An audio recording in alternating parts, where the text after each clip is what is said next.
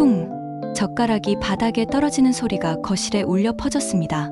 2025년 추석 저녁, 온 가족이 모인 따뜻한 식탁에서 터진 한마디가 모든 것을 바꿔놓았어요. 김철수 할아버지.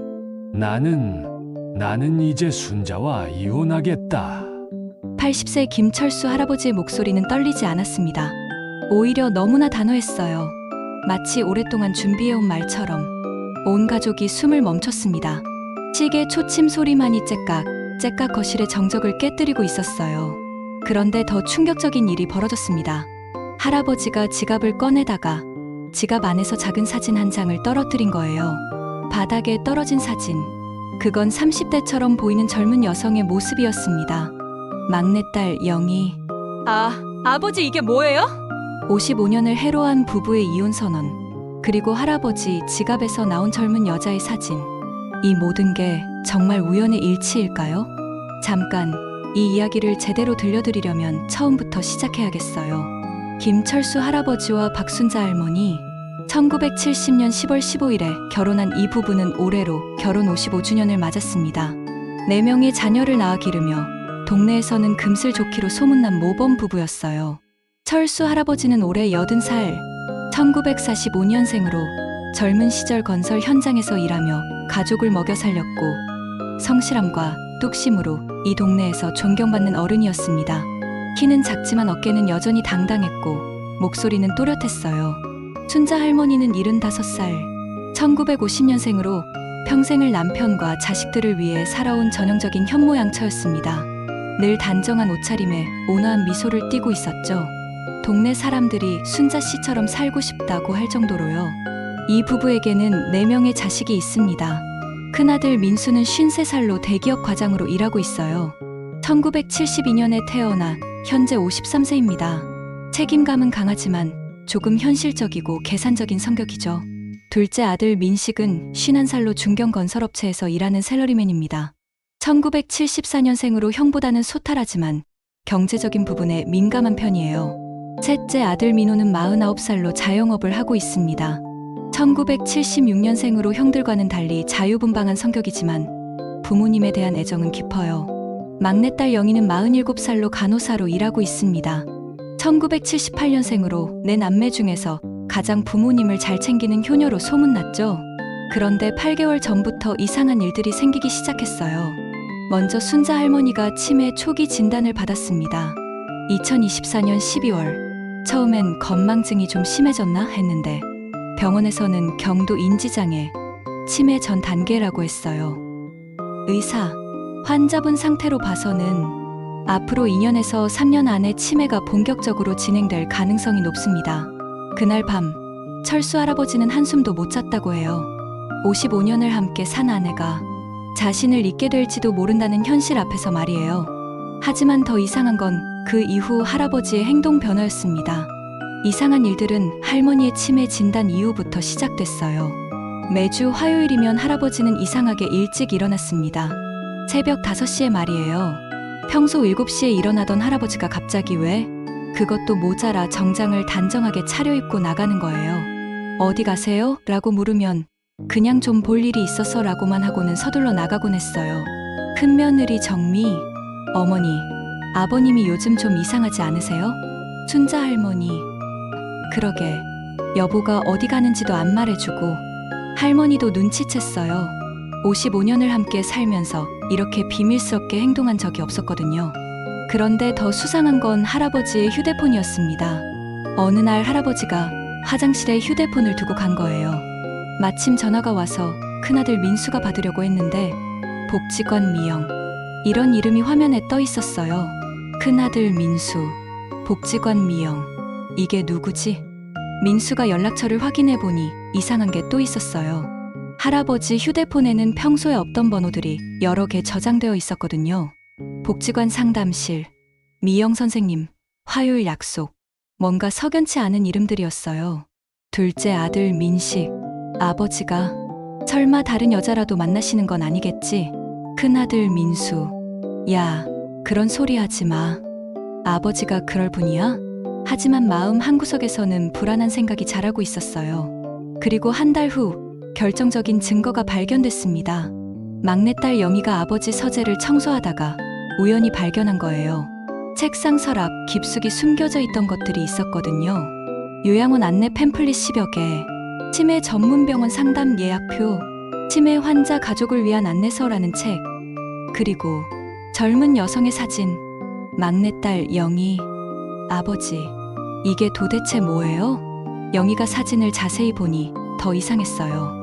1970년대 스타일의 옷을 입은 20대 초반으로 보이는 여성이었는데 뭔가 낯익은 얼굴이었거든요. 이 사람 어디서 본 것 같은데? 영희는 사진을 들고 오빠들에게 보여줬어요. 셋째 아들 민호. 이거 혹시 젊은 시절 엄마 아니야? 큰아들 민수. 그런 것 같기도 하고. 근데 왜 아버지가 이런 걸 따로 보관하고 계시지? 더 수상한 건 할아버지의 통장 거래 내역이었어요. 민식이 우연히 본 건데 3개월 전부터 매월 상담료라는 명목으로 50만 원씩 나가고 있었던 거예요. 둘째 아들 민식. 상담료? 아버지가 무슨 상담을 받으시는 거지? 그리고 그 다음 주 화요일 민수가 몰래 아버지를 따라가 봤어요. 할아버지가 간 곳은 늘 푸른 복지관이었습니다. 큰아들 민수. 복지관에서 뭘 하시는 거지? 민수가 멀리서 지켜보니 할아버지는 복지관 2층으로 올라가더라고요. 그리고 1시간쯤 후에 나왔는데 40대 중반쯤 돼 보이는 여성과 함께 나오는 거예요. 복지관 미영이 바로 그 여성이었습니다. 큰아들 민수. 저 여자가 미영인가? 할아버지와 미영 씨는 복지관 앞에서 10분쯤 진지하게 대화를 나눴어요. 할아버지는 고개를 끄덕이며 뭔가 중요한 이야기를 듣고 있는 것 같았어요. 그리고 헤어지면서 미영 씨가 할아버지에게 서류 몇 장을 건네줬습니다. 큰아들 민수. 서류까지? 이건 뭔가 심상치 않은데 그날 저녁 내 남매는 긴급 회의를 열었습니다. 장소는 집 근처 조용한 카페였어요. 큰아들 민수. 내가 직접 봤어. 아버지가 복지관 미영이라는 여자랑 만나고 계셔. 둘째 아들 민식. 그럼 휴대폰에 저장된 그 번호가 셋째 아들 민호. 설마 정말 아버지가 다른 여자를? 막내딸 영희. 안 돼요. 아버지가 그럴 리 없어요. 분명히 다른 이유가 있을 거예요. 하지만 증거들은 점점 쌓여가고 있었어요. 매주 화요일 정기 만남, 복지관이라는 은밀한 장소, 가족들 몰래 진행되는 상담, 젊은 여성과의 서류 주고받기, 그리고 무엇보다 할아버지의 달라진 태도. 둘째 아들 민식. 사실 요즘 아버지 표정도 많이 달라지셨잖아. 예전처럼 밝지도 않고. 셋째 아들 민호. 맞아. 그리고 엄마 치매 소식 들은 후로는 더 그래지신 것 같아. 큰아들 민수. 혹시 엄마 치매 때문에 부담스러워서? 내 남매는 말하기 어려운 추측을 하고 있었어요.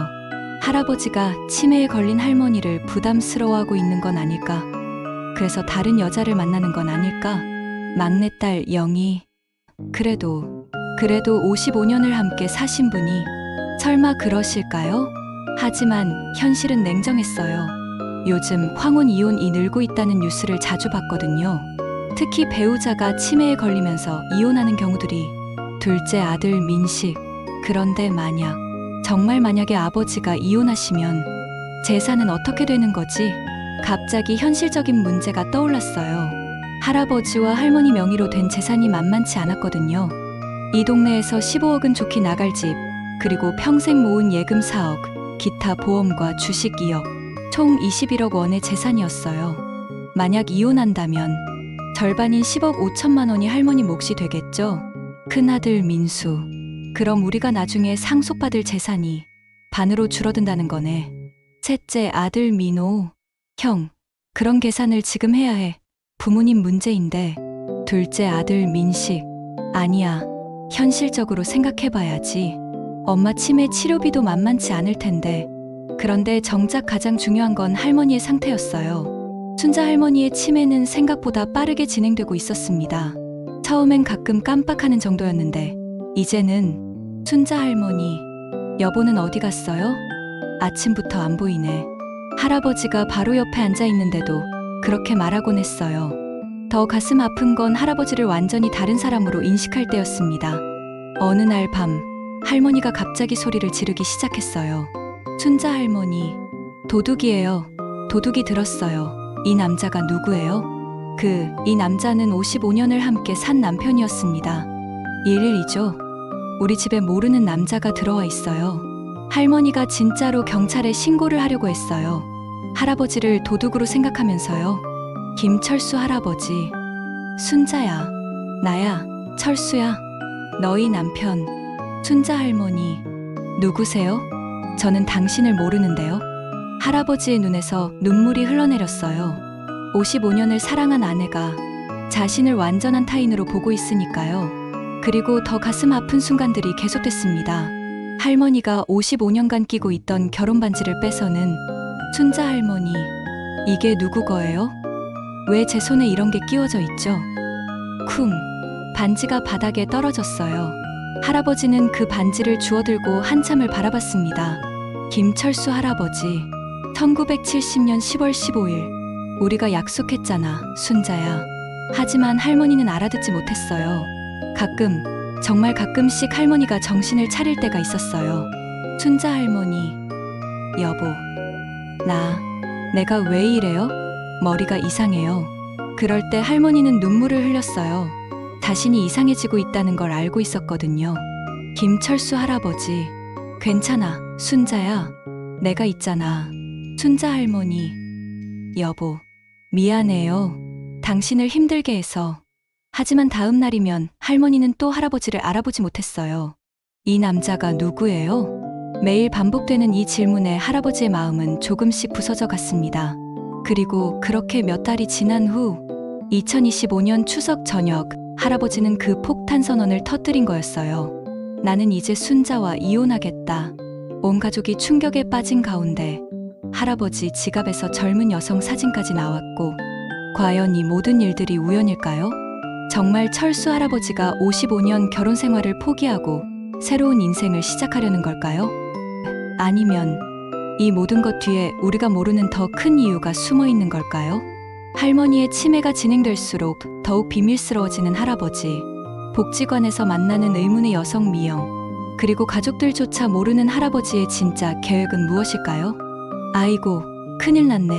큰일 났어. 추석이 지나고 일주일 후 온 동네가 떠들썩해졌습니다. 김철수 할아버지의 이혼 선언 소식이 마치 들불처럼 번져나간 거예요. 동네 아줌마 1.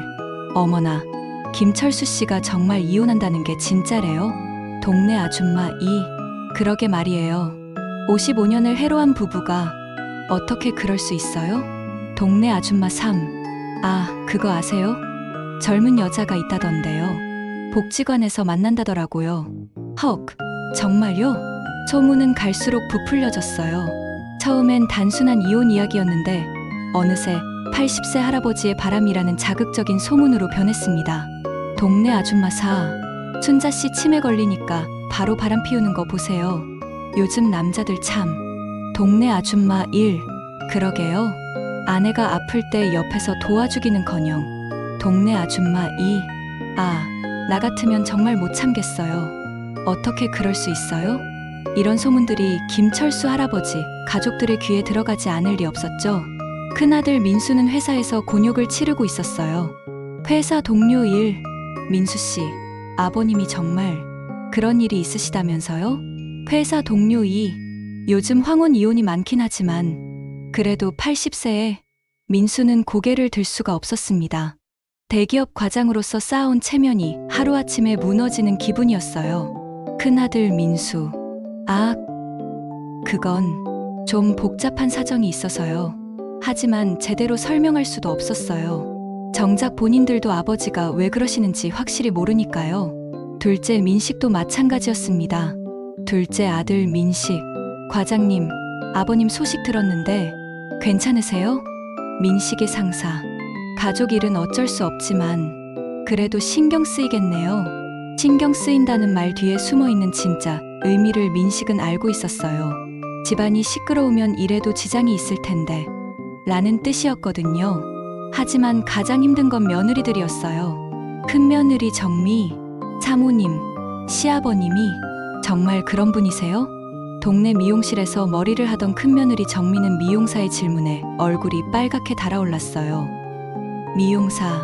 아, 요즘 다 그런 얘기 하던데요. 복지관에서 젊은 여자랑 큰며느리 정미. 아니요. 그런 건 아닐 거예요. 하지만 목소리에 확신은 없었어요. 자신도 의심하고 있었거든요. 둘째 며느리 수진은 아예 동네 나들이를 피하기 시작했어요. 둘째 며느리 수진. 여보, 시장 좀 다른 데서 보자. 여기는 너무 소문이 많아. 둘째 아들 민식. 그런다고 해결돼. 어차피 다 아는데. 둘째 며느리 수진. 그래도 아이들한테까지 들리면 어떡해요? 정말로 손자들한테까지 소문이 들려오기 시작했어요. 손자 지훈 고등학생. 엄마, 할아버지가 정말 다른 여자분이랑? 큰며느리 정미. 쓸데없는 소리 듣지 마라. 할아버지가 그럴 분이야? 손자 지훈. 그런데 애들이 다 그런 얘기해요. 학교에서도. 이제 학교에서까지 소문이 퍼진 거였어요. 손녀 미나 중학생. 할아버지 때문에 창피해서 친구들 얼굴도 못 보겠어요. 둘째 며느리 수진. 미나야, 그런 말 하는 게 아니야. 할아버지도 나름대로. 손녀 미나, 나름대로 뭐요? 할머니 아픈데 바람 피우는 게. 심지어 중학생 손녀까지도 할아버지를 의심하고 있었습니다. 그리고 며칠 후 사남매는 더 현실적인 문제와 직면하게 됐어요. 돈 문제였습니다. 큰아들 민수. 아버지가 정말 이혼하시면 재산 분할이 어떻게 되는 거지? 내 남매는 은행에 가서 부모님 명의로 된 재산을 정확히 조사해봤어요. 부동산 현재 살고 있는 집 시세 15억 원, 예금 평생 모아둔 적금과 예금 4억 원, 기타 보험, 주식 등 약 2억 원, 총 재산 21억 원. 만약 이혼한다면 절반인 10억 5천만 원이 할머니 몫이 되겠죠. 둘째 아들 민식. 그럼 우리가 나중에 상속받을 수 있는 건 10억 5천만 원 뿐이네. 셋째 아들 민호. 형, 지금 그런 계산을 해야 해. 아직 부모님 살아계시는데. 큰아들 민수. 아니야. 현실적으로 생각해봐야지. 그리고 엄마 치매 치료비도 만만치 않을 텐데. 실제로 치매 전문병원 상담을 받아보니 상황이 심각했어요. 병원 상담 직원. 중등도 치매로 진행되면 월 치료비가 500만 원에서 800만 원 정도 들어갑니다. 둘째 아들 민식. 월 800만 원씩이면 1년에 거의 1억 원이네요. 병원 상담 직원. 네. 그리고 전문 간병인까지 고용하시면 더 들어가죠. 내 남매의 얼굴이 어두워졌어요. 셋째 아들 민호. 1년에 1억씩이면 10년이면 10억이잖아. 막내딸 영희. 오빠들, 돈 계산만 하지 말고 어떻게 하면 부모님이 행복하실지 생각해봐요. 큰아들 민수. 영희야, 너 혼자 다 감당할 수 있어. 현실을 봐야지. 그런데 더 복잡한 문제가 있었어요. 각자의 경제 사정이 다 달랐거든요. 민수의 경우 대기업 과장이지만 아직 집 대출이 10억 가까이 남아 있었어요. 아이들 교육비도 만만치 않았고요. 큰아들 민수. 솔직히 부모님 치료비까지 감당하기엔 우리 형편도 빠듯해. 민식의 경우 건설업체 일이 불안정했어요. 경기가 안 좋아서 언제 구조조정 대상이 될지 모르는 상황이었거든요. 둘째 아들 민식. 요즘 회사 상황도 안 좋은데 부모님 치료비까지 내가 얼마나 감당할 수 있을지. 민호의 경우 자영업을 하고 있었지만 코로나 이후 매출이 반토막 났어요. 셋째 아들 민호. 가게 운영하기도 빠듯한데 매월 수백만 원씩 보태기는 현실적으로 어려워. 영희의 경우 간호사 월급으로는 한계가 있었어요. 막내딸 영희. 내가 제일 많이 돌봐드리고 싶지만 경제적으론 오빠들보다 여유가 없어. 그래서 속으로는 복잡한 계산을 하고 있었어요. 큰아들 민수. 솔직히 아버지가 엄마랑 이혼하시고 혼자서 다 감당하신다면 우리는 좀 편할 수도 있겠네. 둘째 아들 민식. 그건 너무 이기적인 생각 아니야? 큰아들 민수. 이기적이긴 하지만 현실이잖아. 우리도 각자 살기 바쁘고. 셋째 아들 민호. 하지만 아버지 혼자서 어떻게 다 감당하시겠어? 80세이신데. 그리고 며느리들은 더 직설적이었어요. 큰며느리 정미. 여보, 솔직히 말하면 시어머니 치매 돌보는 거 우리가 다 해야 하나? 시아버지가 혼자 하신다면. 큰아들 민수. 그런 말 하지 마. 우리 엄마인데. 큰며느리 정미. 알아요. 하지만 현실적으로 생각해봐요. 우리도 애들 키워야 하고, 둘째 며느리 수진. 맞아요. 시어머니 간병까지 하면 우리는 어떻게 살겠어요? 결국 모두의 속마음은 비슷했어요. 아버지가 알아서 다 처리해 주시면 우리는 편할 텐데. 하지만 이런 생각을 하는 자신들이 부끄럽기도 했고 죄책감도 들었어요. 그런 와중에도 할아버지의 수상한 행동은 계속됐어요. 이제는 화요일뿐만 아니라 목요일에도 일찍 나가기 시작했습니다. 순자 할머니, 이 남자는 누구예요? 왜 자꾸 우리 집에 있죠? 할머니가 또 할아버지를 도둑으로 오해하는 날이었어요. 할아버지는 조용히 집을 나섰습니다. 새벽 5시, 아직 어둠이 채 걷히지 않은 시간이었어요. 큰아들 민수가 몰래 따라가 봤습니다. 할아버지가 간 곳은 서울 치매 전문 병원이었어요. 큰아들 민수, 치매 병원. 아버지가 왜? 할아버지는 병원 로비에서 상담 직원과 1시간 넘게 이야기를 나누고 있었어요. 병원 상담 직원. 환자분 상태로는 앞으로 2년에서 3년 안에 중등도로 진행될 가능성이 높습니다. 김철수 할아버지. 그럼 가장 좋은 치료를 받으려면 어느 정도 비용이? 병원 상담 직원. 전문 치료와 간병을 포함하면 월 800만 원 정도 예상하시면 됩니다. 할아버지는 고개를 끄덕였어요. 김철수 할아버지. 800만 원. 1년이면 거의 1억이네요. 병원 상담 직원. 네, 부담스러우시겠지만 최고의 치료를 위해서는. 김철수 할아버지. 아니에요. 돈은 문제 없어요. 우리 순자가 최고의 치료를 받을 수 있다면. 민수는 멀리서 이 대화를 듣고 있었어요. 아버지가 엄마 치료비를 알아보고 계시잖아. 그런데 이상한 건 할아버지가 혼자 살 때 생활비에 대해서도 문의했다는 거예요. 김철수 할아버지. 만약 제가 작은 원룸에서 혼자 살면서 매일 와이프 보러 온다면 교통비나 생활비는 얼마나 들까요? 병원 상담 직원. 혼자 사시면서요? 가족분과 떨어져서요?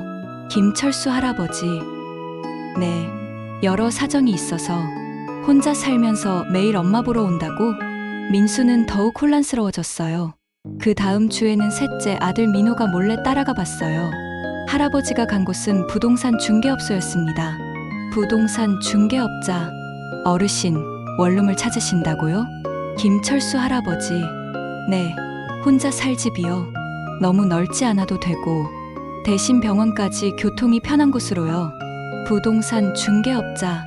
아, 그럼 이 근처에 깔끔한 원룸이 몇 개 있는데 보증금 5천, 월세 50 정도면 괜찮은 곳이 있어요. 할아버지는 실제로 그 원룸들을 보러 다니고 있었어요. 김철수 할아버지. 이 정도면 혼자 살기에 충분하겠네요. 부동산 중개업자. 가족분과 떨어져서 사시는 거예요?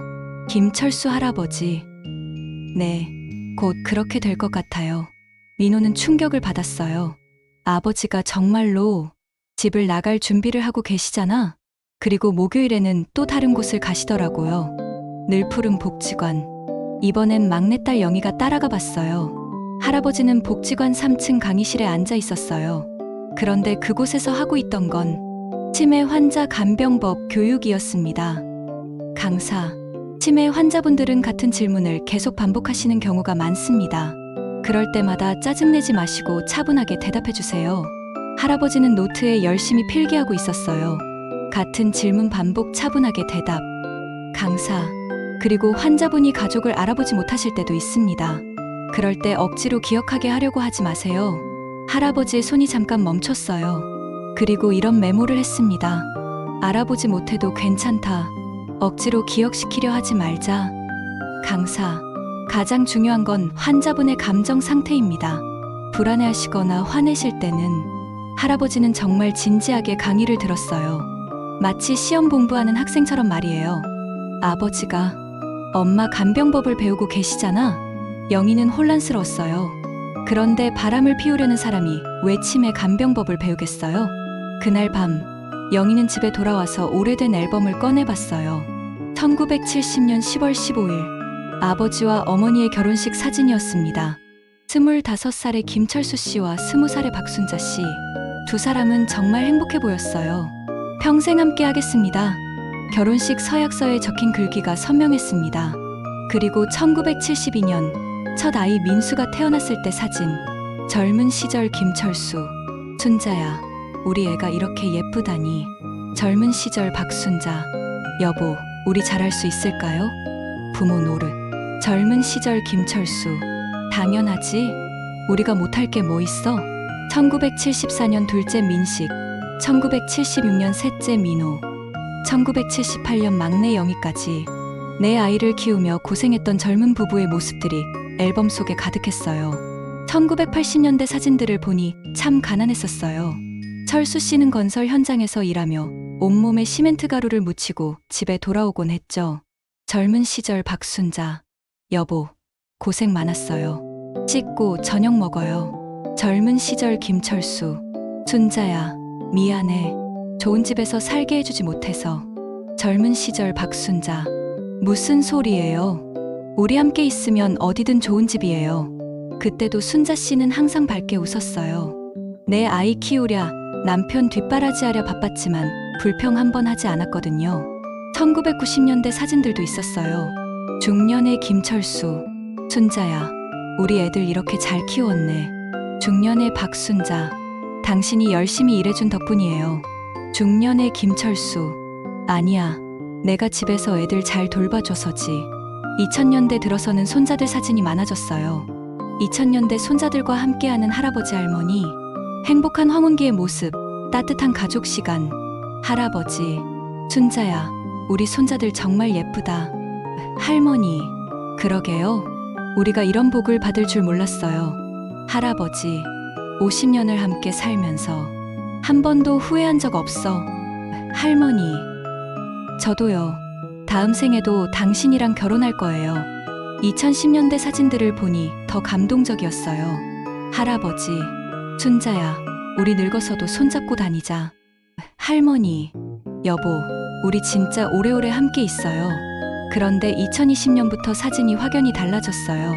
최근 몇 년간의 사진들. 할머니의 표정이 점점 멍해지고 할아버지는 걱정스러운 표정. 할머니의 표정이 점점 멍해지기 시작했어요. 웃을 때도 예전처럼 자연스럽지 않았고 뭔가 초점이 없는 눈빛이었어요. 반대로 할아버지는 점점 걱정스러운 표정이 많아졌어요. 2023년 사진에서는 할머니, 이분은 누구세요?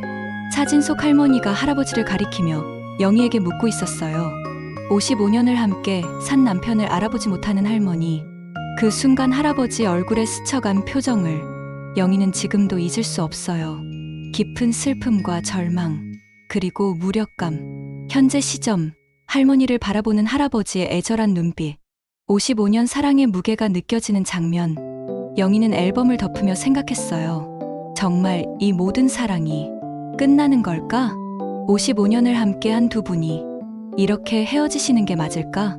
하지만 현실은 냉정했어요. 매일 저녁마다 들려오는 할머니의 목소리. 순자 할머니, 이 남자는 누구예요? 왜 우리 집에 있죠? 그리고 할아버지의 대답. 김철수 할아버지, 나는 당신을 55년 동안 사랑한 남편이에요. 순자 할머니, 거짓말하지 마세요. 전 당신을 모르거든요. 매일 밤 이런 대화가 반복됐어요. 그리고 할아버지는 혼자 소리 없이 울었어요. 김철수 할아버지, 순자야, 미안해. 내가 뭘 어떻게 해야 할지 모르겠어. 그런 할아버지를 보며 영희도 울었어요. 아버지가 얼마나 힘드셨을까? 혹시 정말로 아버지가 포기하고 싶으신 걸까? 55년 사랑도 치매 앞에서는 무력한 걸까? 하지만 그렇다고 해서 복지관 미영과의 관계는 어떻게 설명할 수 있을까요? 치매 간병 교육은 또 왜 받으시는 걸까요? 원룸은 왜 알아보시는 걸까요? 모든 퍼즐 조각들이 뒤엉켜 있었어요. 할아버지의 진짜 계획은 무엇일까요? 정말로 새로운 인생을 시작하려는 걸까요? 아니면 우리가 모르는 더 깊은 이유가 있는 걸까요? 그날 밤 11시, 막내딸 영희는 잠이 오지 않아 아버지 서재를 정리하고 있었어요. 아버지가 정말 다른 여자 때문에 엄마와 이혼하려는 걸까? 모든 증거들이 머릿속을 맴돌았습니다. 복지관 미영과의 만남, 치매 전문병원 상담, 원룸 알아보기, 간병 교육 수강, 퍼즐 조각들이 있지만 완성된 그림은 보이지 않았어요. 그때였습니다. 톡, 서랍 깊숙한 곳에서 뭔가가 바닥에 떨어졌어요. 낡은 일기장이었습니다. 막내딸 영희, 아버지 일기장.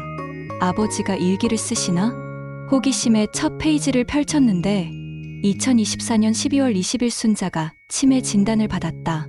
영희의 심장이 쿵 떨어졌어요. 의사 선생님 말로는 2년에서 3년 안에 본격적인 치매가 될 거라고 한다. 나는 어떻게 해야 할까?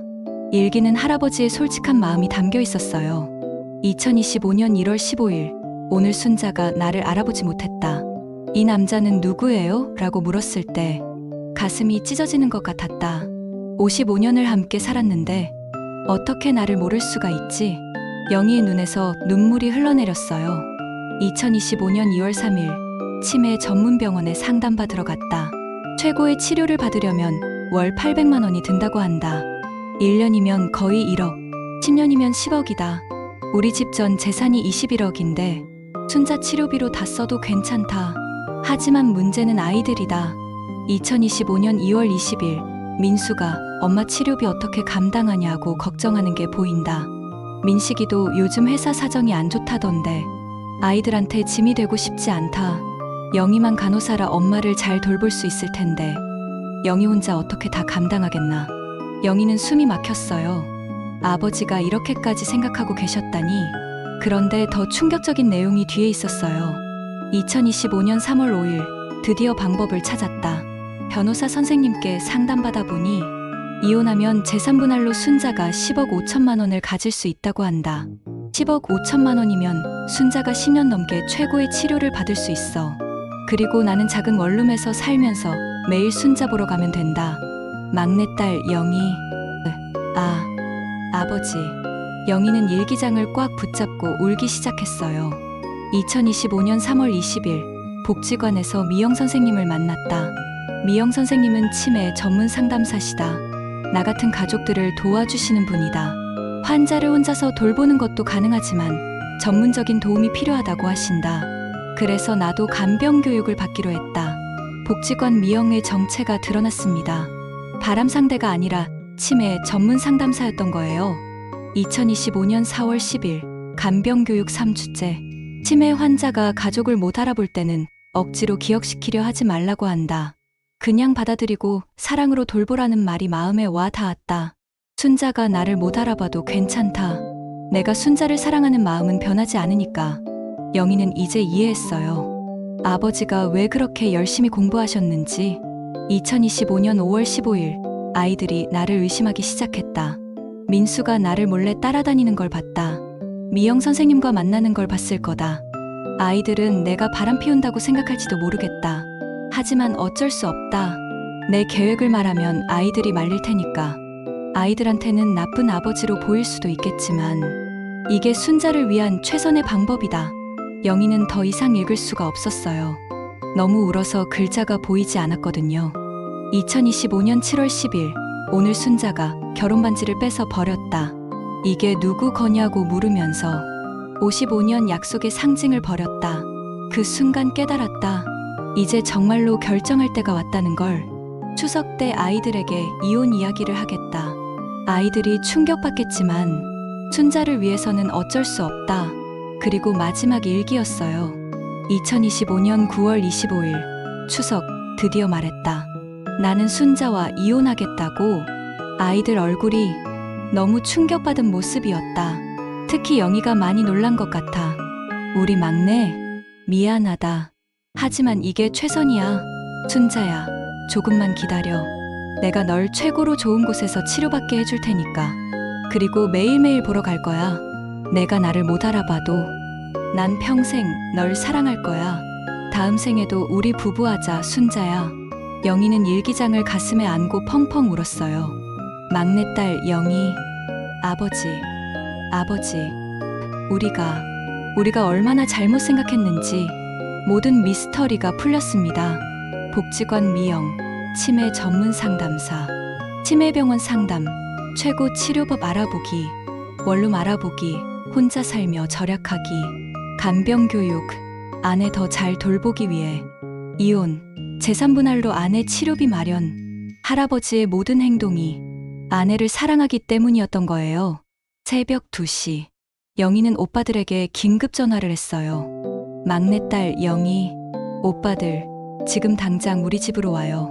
아버지에 대한 진실을 알았어요. 30분 후 사남매가 모두 모였습니다.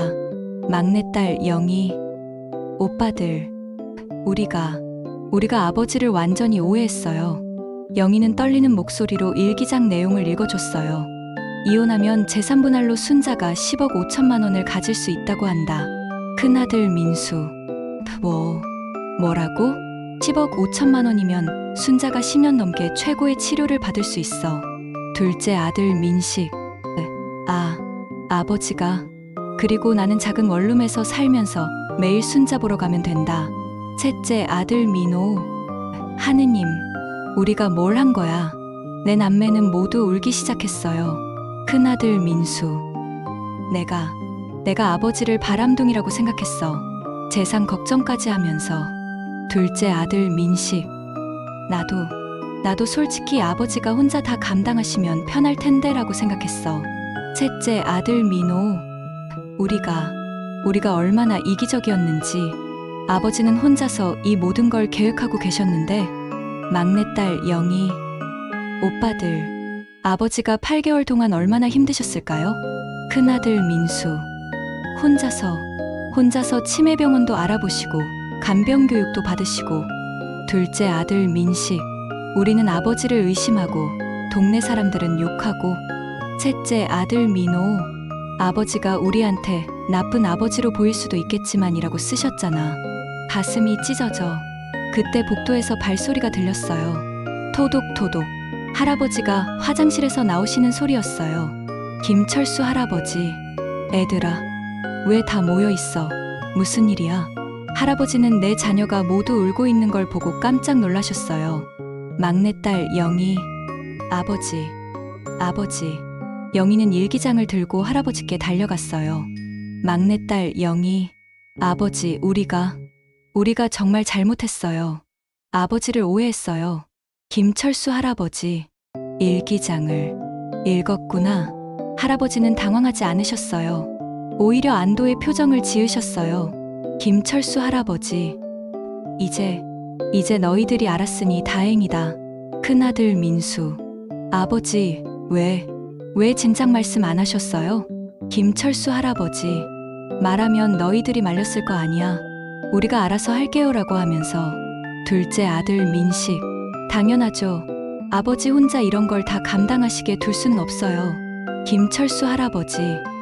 민식아, 너희들도 각자 살기 바쁘잖아. 집 대출에, 애들 교육비에. 셋째 아들 민호. 아버지, 그런 건 중요하지 않아요. 부모님이 우선이에요. 김철수 할아버지. 고맙다, 민호야. 하지만 아버지 결심은 안 바뀐다. 막내딸 영희. 아버지, 안 돼요. 아버지 혼자 어떻게 다 하세요? 김철수 할아버지. 영희야, 아버지가 8개월 동안 준비했어. 간병 교육도 받았고 치매병원도 다 알아봤어. 큰아들 민수. 아버지, 저희도 도와드릴게요. 치료비도 우리가. 김철수 할아버지. 민수야, 내가 집 대출 얼마나 남았는지 아빠가 모르니? 민식이도 요즘 회사 사정 안 좋다며. 할아버지는 모든 걸 다 알고 계셨어요. 자식들의 경제 사정까지. 둘째 아들 민식. 그래도 엄마는 저희 엄마잖아요. 아버지만 감당하실 일이 아니에요. 김철수 할아버지. 민식아, 고마워. 하지만 이게 최선이야. 셋째 아들 민호. 아버지, 복지관 미영씨가 상담사라는 것도 알았어요. 아버지가 바람 피우는 게 아니라. 김철수 할아버지. 그래, 미영 선생님은 나 같은 가족들을 도와주시는 분이야. 덕분에 많이 배웠어. 막내딸 영희. 아버지, 동네에서 얼마나 힘드셨어요? 사람들이 뭐라고 하는지. 김철수 할아버지. 괜찮다, 영희야.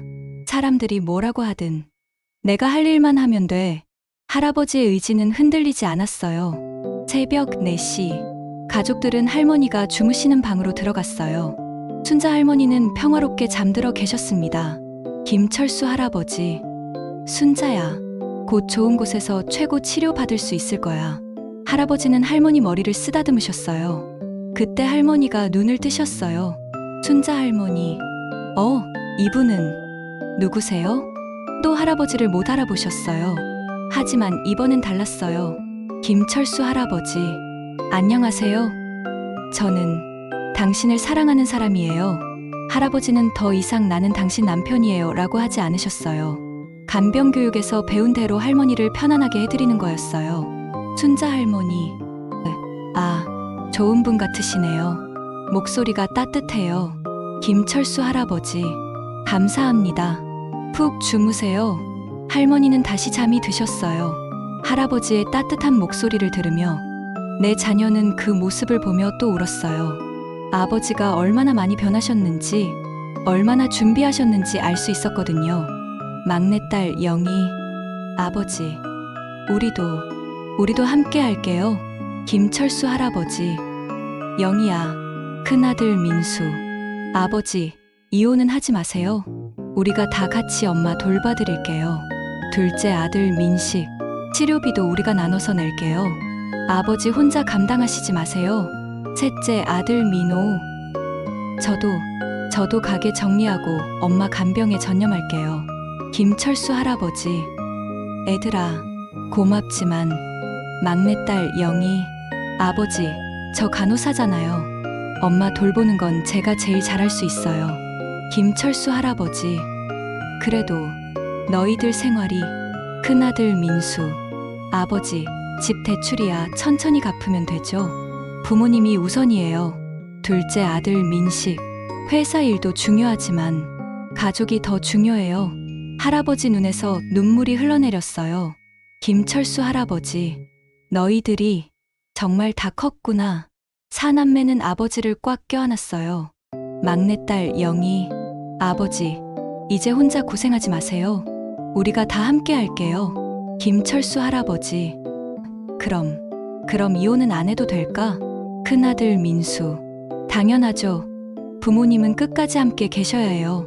그날부터 모든 게 바뀌었어요. 6개월 후, 순자 할머니는 서울 최고의 치매 전문병원에서 치료받고 계셨어요. 하지만 이혼을 통해서가 아니라 온 가족이 힘을 모아서 가능했던 거예요. 치료비는 사남매가 나눠서 부담했고, 할아버지는 매일 병원에 가서 할머니를 돌봤어요. 영희는 간호사 경력을 살려 할머니 케어를 도왔고, 오빠들은 주말마다 병원에 와서 함께 시간을 보냈어요. 그리고 놀라운 일이 일어났어요. 할머니 상태가 조금씩 좋아지기 시작한 거예요. 순자 할머니, 당신 어디서 많이 본 것 같은데요? 어느 날 할머니가 할아버지를 보며 말씀하셨어요.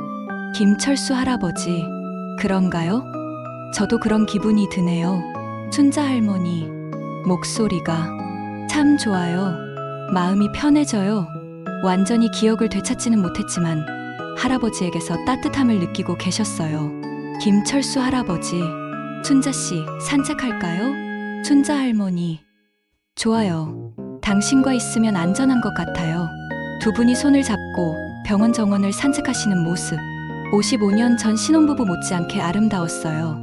현재 1년 후, 지금은 할머니가 집에서 지내세요.